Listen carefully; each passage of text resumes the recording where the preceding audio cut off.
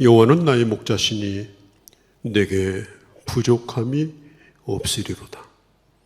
하나님 아버지, 한 주간 동안도 저희들을 세상 가운데 두시고 아버지 하나님 오늘 거룩한 주일을 맞아 주님을 예배할 수 있도록 은혜를 주심을 감사합니다. 어디든지 계신 주님, 우리 예배를 받으시는 주님, 또한 저희들의 간구를 들으시는 주님, 오늘도 주의 역사가 충만한 시간 되도록 저희들 가운데 임재하여 주시옵소서. 우리 주 예수님의 이름으로 기도하옵나이다. 아멘. 예수 그리스도를 우리에게 보내주시고 죄와 사망으로부터 영원한 생명으로 인도하여 주신 하나님 아버지 앞에 감사드립니다. 부르신 그곳에서 주일 예배를 영상을 통하여 아버지 앞에 서 있는 한 사람 한 사람의 예배를 받아주시고 하나님이 받으실 만한 예배자가 되도록 성령의 충만함으로 은혜를 내려 주시옵소서. 일상의 모든 삶들이 정상화되어 줄 수 있도록 의료인들과 방역에 협력하여 이 모든 위기 속에서 잘 극복할 수 있는 우리 민족이 되게 하여 주시옵소서. 이 시간 말씀 주시는 목사님에게 성령 충만, 은혜 충만으로 인도하여 주시고 이 시대에 하나님의 사람으로 존귀 잘 쓰여지게 하옵소서. 오늘도 우리가 말씀을 통하여 하나님의 뜻을 분별하고 구하는 우리 모두가 되게 하시고 복음을 증거하는 복음의 공동체로서 주님이 기뻐하시는 바로 그 교회가 우리 신속교회가 되게 하시고 성도 한 사람 한 사람이 각자의 자리에서 교회와 성도를 사랑하며 그 직분에 맞게 행하는 믿음과 순종으로 더 성숙한 열매를 맺어가게 하옵소서.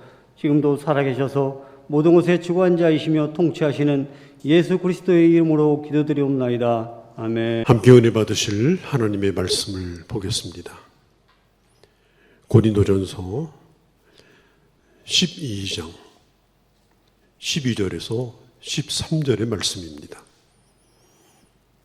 몸은 하나인데 많은 지체가 있고 몸의 지체가 많으나 한 몸임과 같이 그리스도도 그러하니라. 우리가 유대인이나 헬라인이나 종이나 자유인이나 다 한 성령으로 세례를 받아 한 몸이 되었고 또 다 한 성령을 마시게 하셨느니라. 아멘.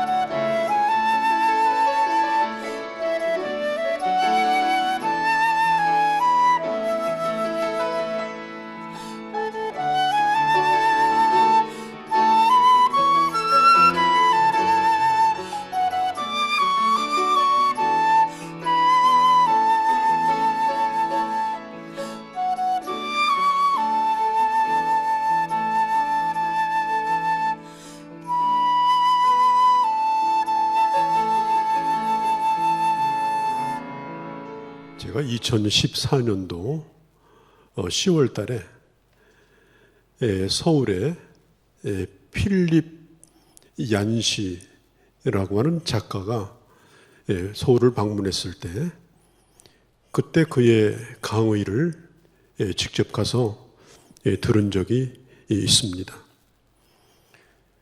그때 들었던 내용이 그리스도인이 어떻게 글 쓰기를 할 수 있을까?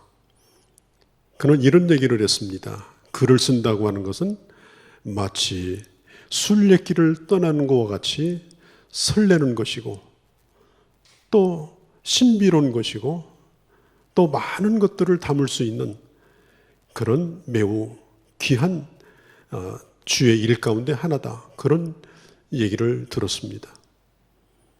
또한 그로부터 들었던 내용이 뭐냐면 바로 교회에 대한 이야기였습니다. 이 필립 얀시는 젊었을 때에 교회에 대하여 많은 방황을 했던 사람입니다. 그리고 많은 질문을 던졌던 사람이기도 합니다. 그는 베스트셀러 작가이기도 하죠. 그런데 사람들이 묻기를 꺼려하는 그런 질문들의 답을 내는 방법으로 그는 책을 썼는데, 예를 들면 하나님, 당신께 실망했습니다. 또 내가 고통당할 때 하나님은 어디 계십니까? 아무도 묻지 않던 그런 문제에 대하여 솔직한 질문을 던지면서 그는 글쓰기를 시작했습니다. 특별히 나의 고민, 나의 사랑이라고 하는 교회에 대한 그의 이야기를 쓴 책이 굉장히 일찍이 쓰여진 책인데요. 오늘 그 얘기로 오늘 말씀을 열려고 합니다. 필립 얀시는 이런 얘기를 했습니다.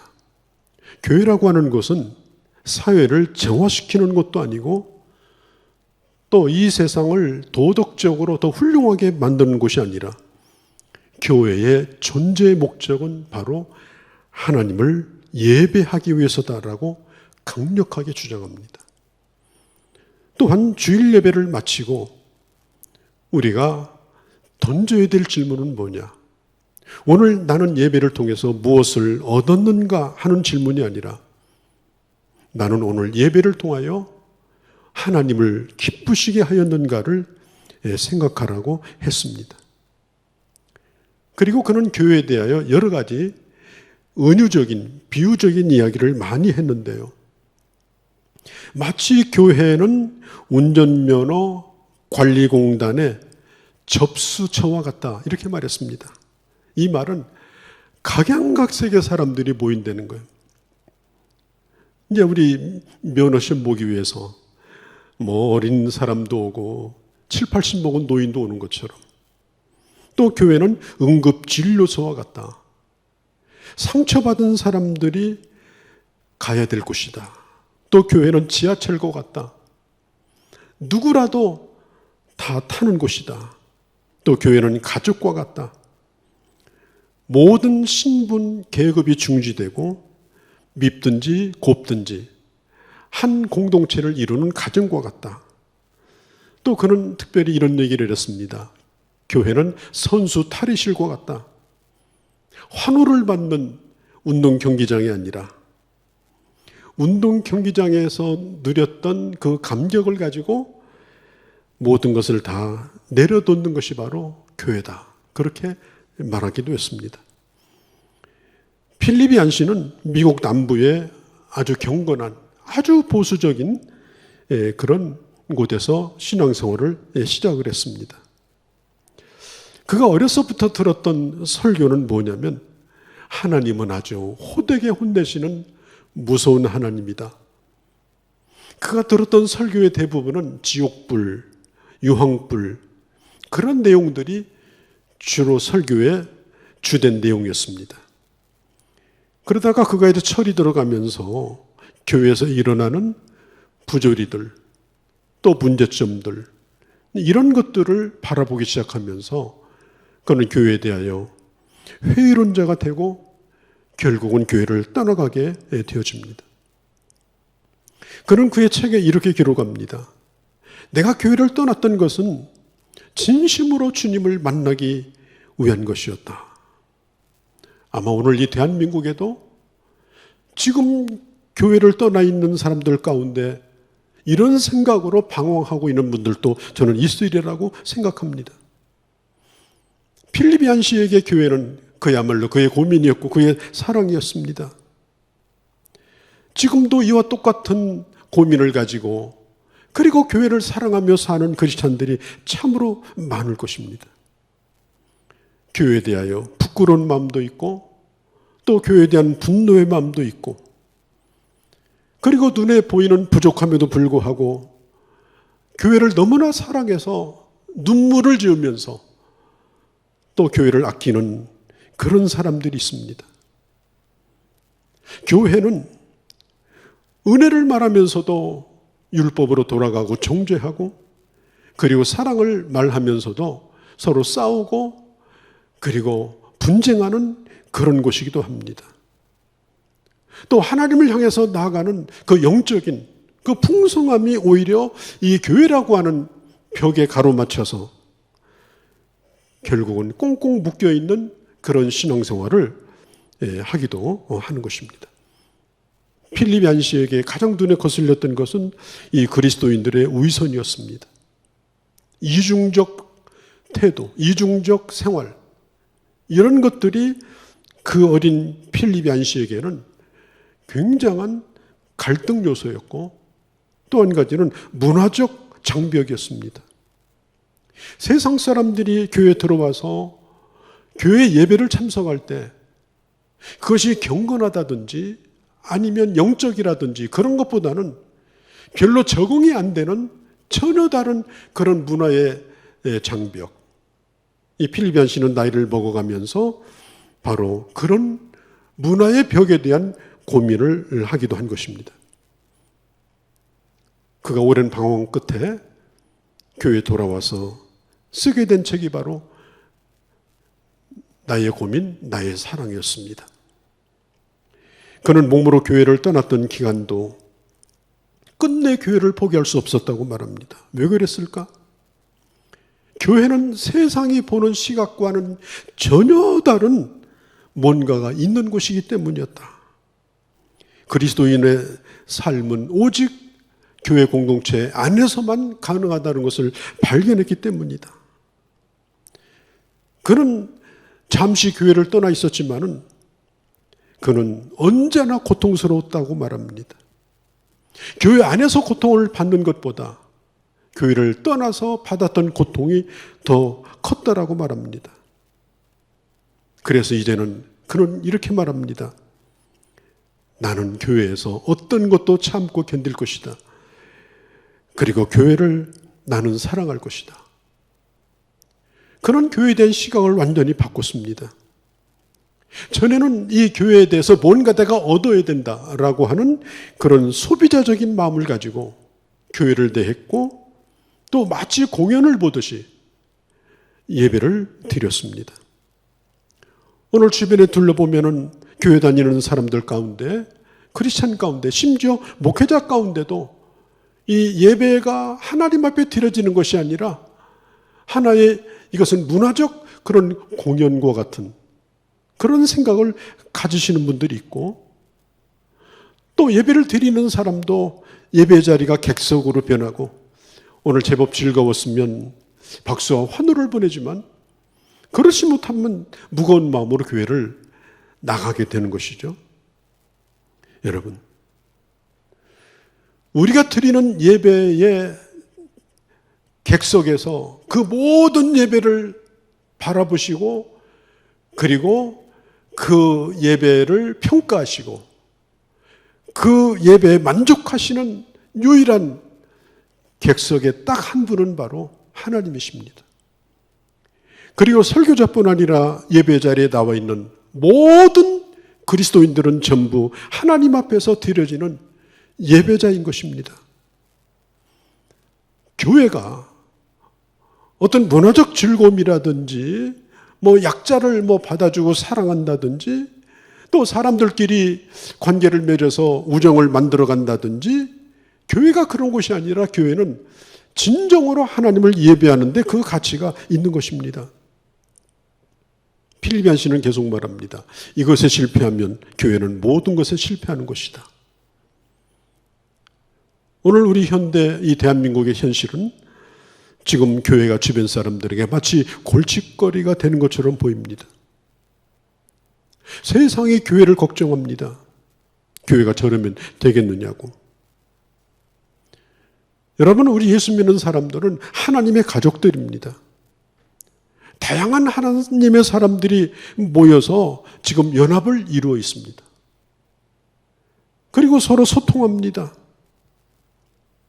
그 소통이 충만하여서 이제 교회가 세상과 소통할 때 그 세상은 마치 유목민들이 저 사막에서 누가 가라고 하지 않아도 그 오아시스로 모여들듯이 세상이 교회를 향해서 찾아 나오게 되는 겁니다. 그래서 무엇보다도 교회는 성도들이 서로 사랑 안에서 사랑의 소통을 나누고 하나 되어지고, 그리고 그 뜨거운 사랑을 가지고 이 세상을 향해서 나아가게 될 때, 그게 바로 교회가 하나님 나라를 확장하는 그런 출발점이 되는 것입니다. 여러분, 오늘 이 세상에는 경쟁으로 가득 차 있습니다. 또 심지어 교회 성장하기 위해서 경쟁력 있는 목회, 경쟁력 있는 교회, 이런 얘기까지 나옵니다. 여러분, 교회는 크고 작은 것, 얼마나 모이느냐, 그 구성원들이 누구냐, 이런 것을 가지고 점수를 먹이는 곳이 되어서는 안 됩니다. 오직 하나님을 예배하는 기쁨과 환호와 그리고 하나님 앞에 영광을 돌리는 것이 바로 교회가 되어야 하는 것입니다. 구원받은 하나님의 사람들이 이미 보장받은 그 승리를 축하하는 곳, 서로가 얼굴을 바라보며 축하하는 곳, 그 기쁨이 이 세상을 향해서 교회 담을 타고 넘어갈 때에 그게 세상의 빛이 되는 것입니다. 여러분, 우리가 일생을 살면서 교회가 메말라가는 그런 느낌이 들 때도 아마 있을 겁니다. 그래서 교회에 대해서 불평을 가질 때도 있을 겁니다. 우리 교회 왜 이런가? 자, 우리가 가뭄이 들어서 저수지가 마르면 말라빠진 저수지를 바라보고 왜 말랐느냐 하지 않고 남아있는 물을 향해서 더 깊이 들어가는 겁니다. 또 깊이 들어가도 물이 또 마르면 그 바닥을 파는 겁니다. 언제까지? 물이 나올 때까지.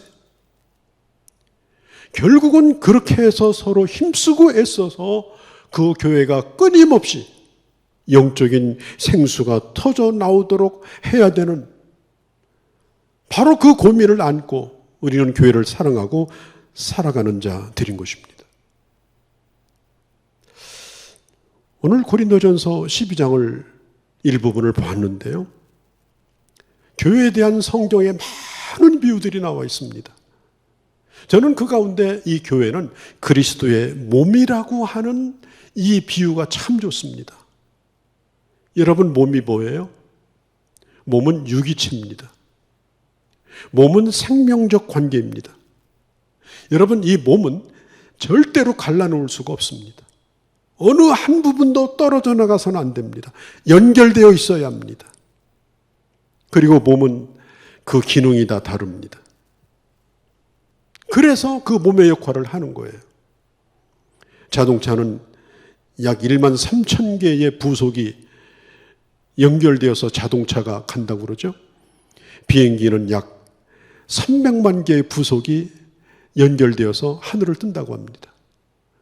그리고 우주로 날아가는 우주선은 500만 개의 부속품이 연결되어서 우주를 향해 간다고 합니다. 그렇다면 인간의 몸은 어떨까요?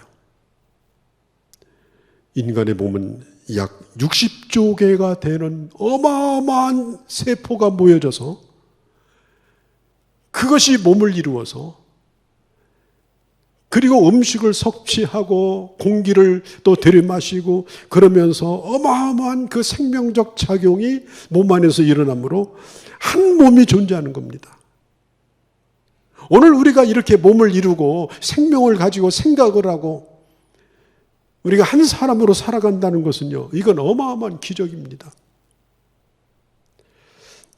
폴 투르엔이라고 하는 분이 있는데요, 이분은 그런 얘기를 했어요.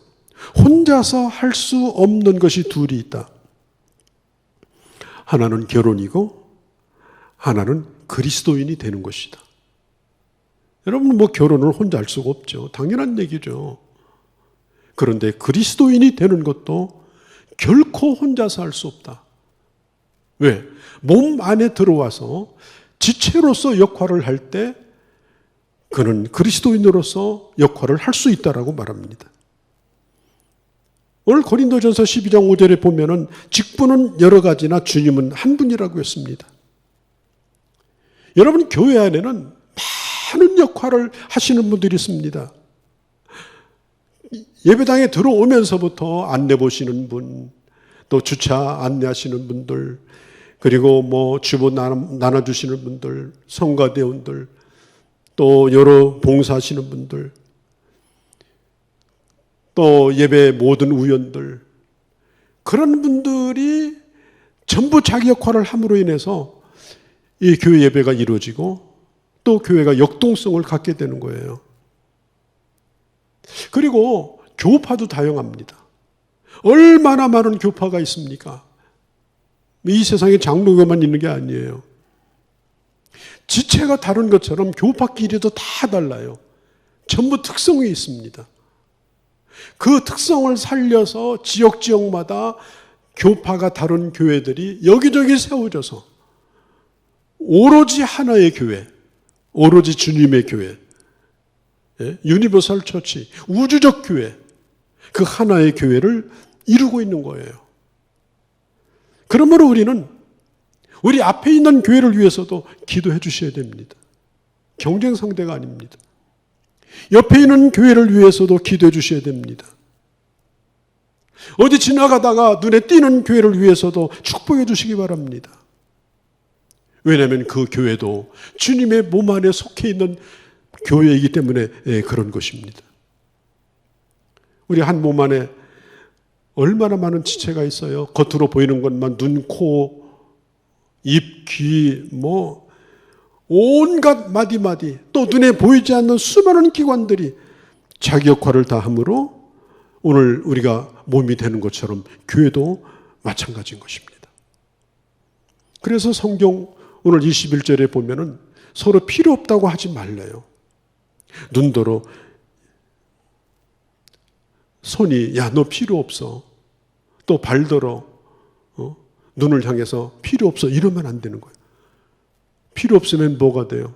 장애자가 되는 거예요. 모두가 필요한 사람이에요. 그래서 우리는 성도들을 만날 때 당신은 나에게 꼭 필요한 사람입니다. 이렇게 말해 주셔야 돼요. 또 나도 당신에게 필요한 사람이 되겠습니다. 그렇게 말해야 돼요. 그가 있으므로 우리 모두가 아름다운 것입니다. 오늘 성경에도 나와 있잖아요. 아름답지 못한 지체를 더 아름답게 해준다고. 우리는 몸에 아름답지 못한 부분에다가 더 신경을 써서 장식을 합니다. 아름다운 부분은 그대로 놔둬도 아름답습니다. 그래서 다 아름답게 하는 거예요. 역사관 가운데 세 가지가 있는데요. 첫째는 세상을 싸움터로 보는 역사관. 이 세상을 원시림의 정글로 보는 겁니다. 눈앞에 보이는 사람들은 다 짐승떼입니다.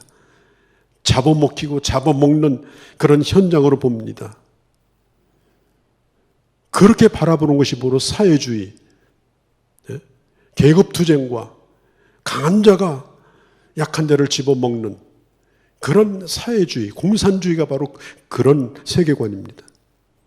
두 번째는 세상을 경기장으로 보는 겁니다. 여러분, 모든 경기는 다 경쟁하는 것입니다. 또 보기는 좋지만 다 피곤하고 힘든 것입니다. 1등하는 사람인가 하면 지는 사람도 있습니다. 승자만 있는 것이 아닙니다. 그러나 이 세상은 진자를 기억해 주지 않습니다. 이게 바로 자본주의의 맹점입니다. 또 한 가지는 세상을 꽃밭으로 봅니다. 봄철에 많은 꽃이 꽃밭에 가득합니다. 얼마나 아름답습니까? 나비도 날라들고 새도 날라들고 또 종류는 다르지만 그 자기의 아름다움을 뽐내면서 그 꽃밭을 가득 메웁니다. 저는 시골에 살 때에 우리 집에는 꽃밭이 없었는데요. 집집마다 꽃밭이 있는 집이 참 좋았어요. 지나가면서도 늘 이렇게 바라봤습니다. 키가 큰 칸나꽃도 있고 해바라기도 뒷줄에 하나 있고 맨드라미도 있고 그 중간에 과꽃도 있고 또 앞에 사루비아도 있고 그 앞에 그 백일홍 꽃도 있고 그 다음에 더 키가 작은 채송화도 있고 이 꽃 저 꽃이 1년 내내 피면 얼마나 그 꽃밭이 아름다운지 몰라요. 여러분, 교회는 꽃밭과 같습니다. 단 하나도 빼서는 안 되는 정말 색깔도 다르고 키도 다르고 종류도 다르지만은 그 자리에서 자기의 아름다움을 빛낼 때 그 교회가 하나님이 기뻐하시는 영적인 화원이 되는 것입니다. 여러분, 다양하다고 하는 것은 건강한 것을 뜻합니다. 그래서 산에도 한 가지 나무만 심지 않아요. 왜? 만일 그 나무가 병이 들면 그 산은 그걸로 끝나요. 그래서 다양한 나무를 심어서 한쪽에서 문제가 생겨도 다른 나무가 그것을 채워줍니다. 키 작은 나무, 키 큰 나무, 또 활엽수, 또 침엽수 섞어져서 산을 이룰 때 그게 건강한 나무가 된다고 하죠. 여러분, 하나님께서 오늘 24절에 있는 것처럼 우리 모두를 그와 같이 고르게 하셨다라고 말씀하고 있습니다. 내 형제가 나와 다른 것에 감사하시기 바랍니다. 또 그와 내가 다른 것에 감사하시기 바랍니다. 주님이 각기 다른 제자들을 불러서 그들을 훈련시켜서 하나님 나라의 위대한 일을 이룬 것처럼 하나님은 각기 다른 우리를 불러주신 것입니다. 그리고 우리는 서로가 잘 되도록 기도해 줘야 합니다. 서로의 은사를 잘 존중해 줘야 됩니다. 다양한 은사들을, 필요 없는 은사가 없어요. 또 내가 모든 걸 할 수가 없어요. 저는 잘하는 것이 있지만 제가 못하는 것이 더 많습니다. 그러면 못하는 것은 또 잘하시는 분들이 채워주셔야 돼요. 그래서 서로에게 유익을 끼칠 때 그 교회가 건강한 교회가 되는 것입니다. 여러분, 우리가 몸을 이루어서 그 몸이 건강한 몸이 되기 위해서 지체의 역할을 잘 감당해야 되는데 아주 기본적인 것이 있습니다. 그것이 뭐냐면은 하나님이 주신 은사를 사랑으로 사용해라 하는 겁니다. 하나님이 내게 주신 은사를 내 잘난 것에 쓰여지면 안 되고 사랑으로 그 은사를 사용해라. 사랑은 우리를 묶어주는 끈과 같습니다. 그렇게 할 때에 그 몸이 건강한 거예요. 자, 필립 얀시 얘기를 다시 합니다. 그는 그의 책에서 교회, 나의 고민, 나의 사랑,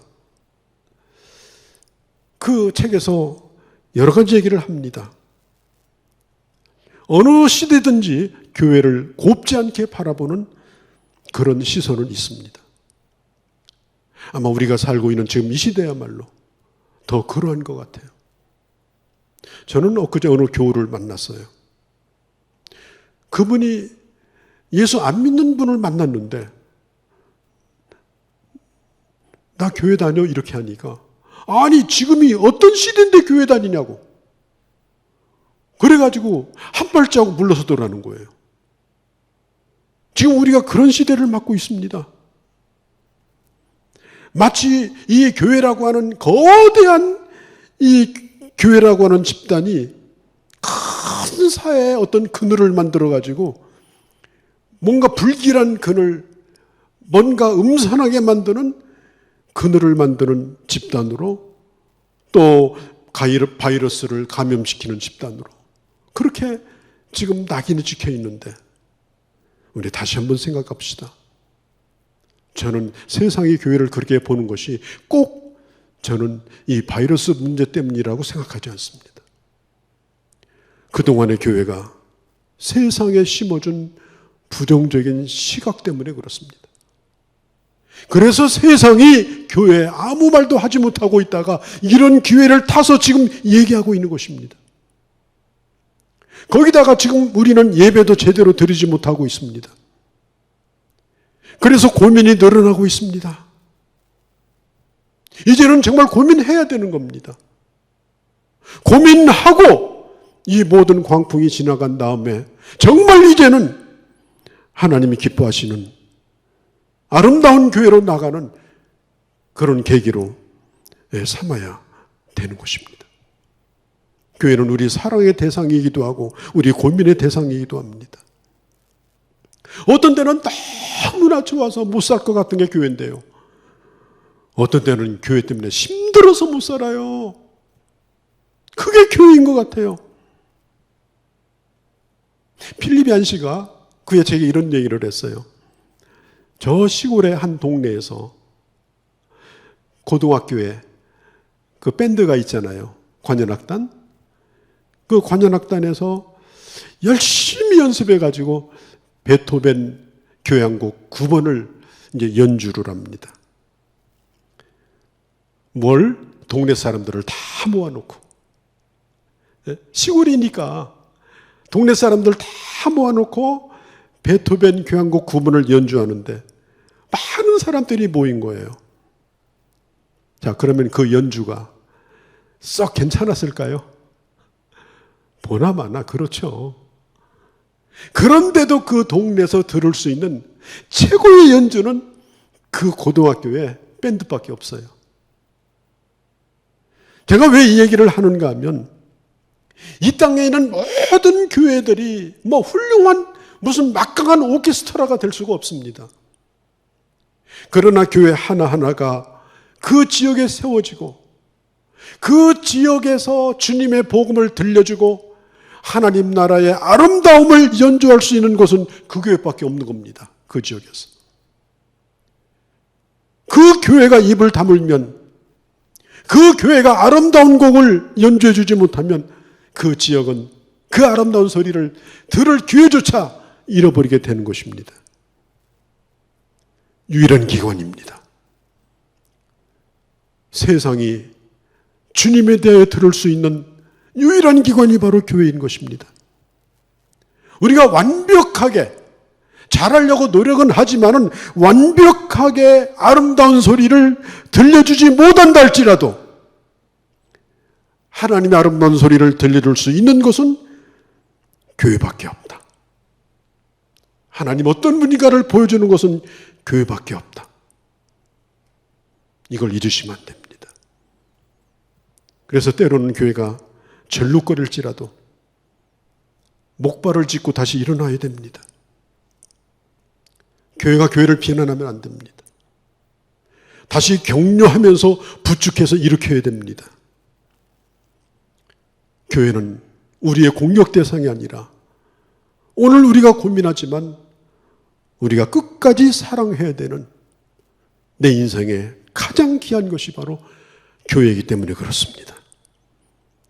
예수 그리스도의 교회는 우리의 몸입니다.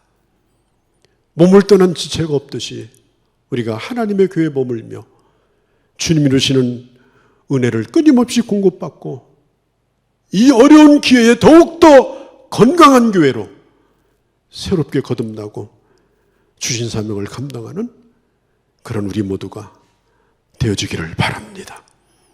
아멘. 기도하시겠습니다. 하나님 아버지, 오늘도 귀한 말씀 받았습니다. 이 말씀을 가지고 우리 자신을 세우고 이웃을 세우고 그리고 이 세상을 깨우는 교회가 되게 하여 주옵소서.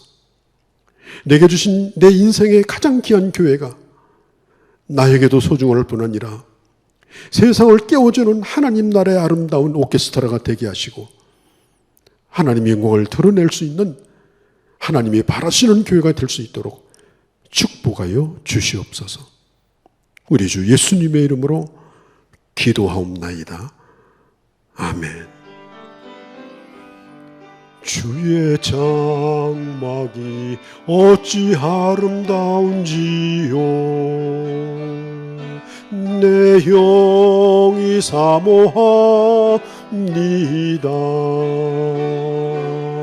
내 맘 다하여 주님께 기도합니다. 나의 왕 나의 주께 주의 궁전이 어찌 아름다운지요. 내 영이 사모합니다. 내 맘 다하여 주님께 찬송합니다. 나의 왕 나의 주께 주의 성전이 어찌 은혜스런지요.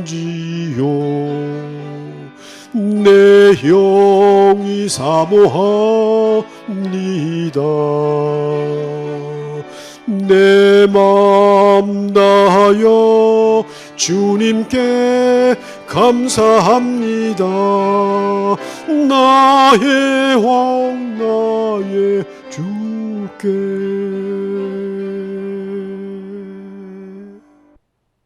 지금은 우리 주 예수 그리스도의 크고 무한하신 은혜와 하나님 아버지의 극진하신 사랑하심과 지금도 저희들 가운데 함께 하시며 세상 끝날까지 인도하시는 성령의 역사하심이 하나님께서 우리에게 허락하신 아름다운 교회를 더 아름답게, 아름다운 복음을 더 우렁차게 외칠 수 있는 기회로 삼으며 하나님 앞에 영광을 돌리며 살아가기로 오늘 다짐하고 소원한 주의 자녀들 머리머리 위에, 그리고 사랑하는 주님의 교회와 내 조국 대한민국 위에, 그리고 모든 열방 가운데 이제로 영원히 함께 계실지어다. 아멘.